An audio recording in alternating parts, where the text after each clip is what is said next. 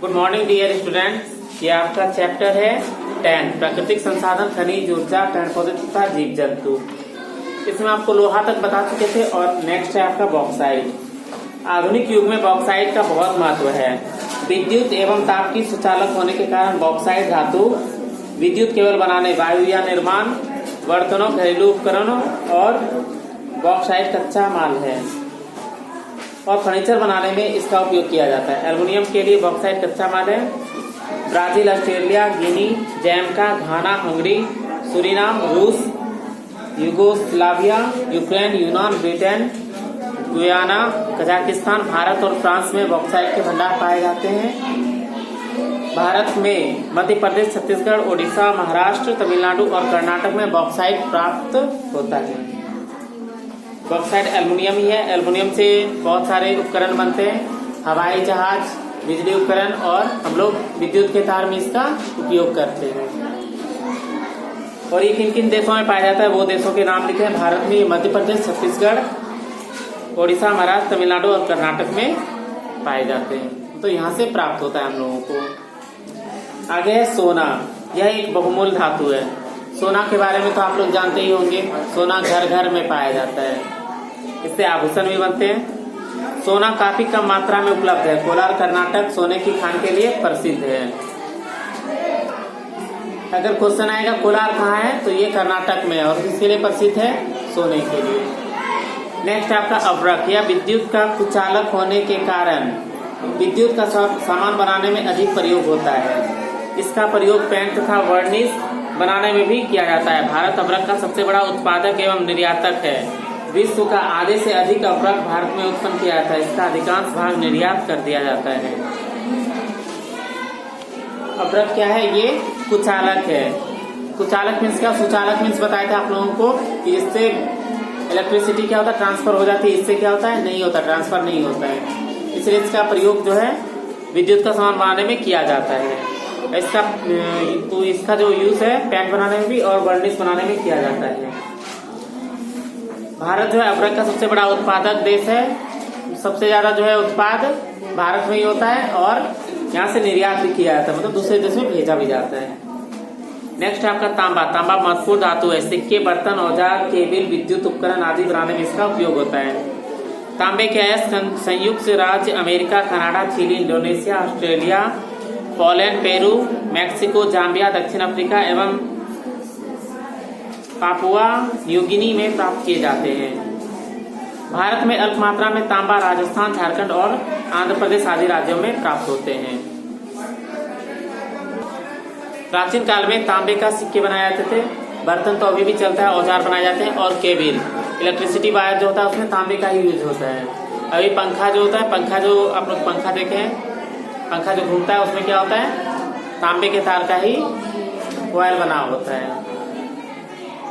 Aluminium की तुलना में कॉपर क्या है? अच्छा है। इसमें इलेक्ट्रिसिटी जो है अच्छे तरीके से बहती है। तांबा का अयस्क जो ये संयुक्त राष्ट्र America, Canada, Chile, Indonesia, Australia, Poland, Peru, Mexico, Zambia, दक्षिणी अफ्रीका एवं पापुआ न्यू गिनी में प्राप्त किए जाते हैं। भारत में अल्प मात्रा में, मतलब बहुत कम मात्रा में तांबा पाया जाता है। ये राजस्थान, झारखंड, आंध्र प्रदेश आदि राज्यों में प्राप्त होता है। नेक्स्ट है आपका मैग्नीज। ये सब क्या है? ये सब हम आपको धात्विक खनिज के बारे में बता रहे हैं। ये सब धातु है। मैग्नीज एक अति महत्वपूर्ण धातु है। इसका प्रयोग इस्पात निर्माण में किया जाता है। इस्पात स्टील को कहा जाता है। मैग्नीज मुख्य रूप से भारत, चीन, ऑस्ट्रेलिया, दक्षिण Africa, Brazil, Ukraine, Mobin, Mexico, Kazakhstan और घाना में पाया जाता है। भारत में मध्य प्रदेश, छत्तीसगढ़, ओडिशा, झारखंड, महाराष्ट्र, आंध्र प्रदेश और कर्नाटक राज्य में मैग्नीज पाया जाता है। मैग्नीज जो है उसको हम लोग क्या करते हैं? लोहे के साथ मिला के इस्पात बनाया जाता है। भारत में इस्पात का 3 कारखाना है। Bokaro steel city, Bhilai steel city और एक बेंगलुरु में है। खनिजों का संरक्षण। विश्व में खनिज संसाधन सीमित मात्रा में है। जनसंख्या में तेजी से वृद्धि होने के साथ ही जीवन स्तर को उन्नत बनाने में खनिज की मांग अधिक मात्रा में बढ़ रही है। विकसित देश विश्व की अधिकांश खनिज संपदा का उपयोग करते हैं, जबकि जहां केवल विश्व की 16% जनसंख्या निवास करती है। मतलब विश्व में जनसंख्या बढ़ने के साथ साथ क्या है, खनिज की मांग ज्यादा हो गई है। जनसंख्या की तेजी से वृद्धि होने के कारण क्या है, खनिजों में भी मतलब जीवन स्तर को अच्छा बनाने के लिए, उन्नत बनाने के लिए खनिज की भी मांग अधिक हो गई है। जैसे जनसंख्या ज्यादा बढ़ने से क्या है, सबके घर में जनसंख्या बढ़ने से सबको स्पेशल रूम चाहिए। सब रूम में क्या है, पंखा लगा हुआ है, एसी लगा हुआ है। उससे क्या होता है, कहीं ना कहीं इलेक्ट्रिसिटी ज्यादा खर्च होती है। और आजकल सबको स्पेशल रूम चाहिए रहने के लिए, पढ़ने के लिए। तो इसलिए क्या है, इलेक्ट्रिसिटी ज्यादा है तो खनिज भी, अब इलेक्ट्रिसिटी जो है वो किससे बनती है, कोयला का यूज होता है, तो कोयला की खपत ज्यादा होगी। और आपका जो ये है विकसित देश है, वहाँ पे तो हर एक चीज मतलब बहुत ज्यादा सामान जो है इलेक्ट्रिसिटी से ही चलता है। इसके लिए इलेक्ट्रिसिटी की डिमांड ज्यादा होती है। विश्व की 16% जनसंख्या निवास करती है, कहाँ पे, तो विकसित देशों में। पश्चिमी यूरोप, संयुक्त राज्य अमेरिका और जापान मिलकर विश्व के कुल एल्युमिनियम, तांबे एवं निकेल का 70% भाग प्रयोग करते हैं। संयुक्त राज्य अमेरिका क्या और जापान मिलकर, ये सिर्फ मतलब पश्चिमी यूरोप मतलब कुछ देश ही मिलकर के एल्युमिनियम, तांबे और निकेल का जो है 70 भाग प्रयोग कर लेते हैं। आप लोग समझ सकते हैं कि ये विकसित देश में कितने इलेक्ट्रिसिटी का खर्च होता होगा, कि मात्र इसमें पश्चिमी यूरोप, ये बात ध्यान देना, पश्चिमी यूरोप, संयुक्त राज्य अमेरिका और जापान मिलकर विश्व के कुल एल्युमिनियम, तांबा एवं निकेल का 70% भाग प्रयोग कर लेते हैं।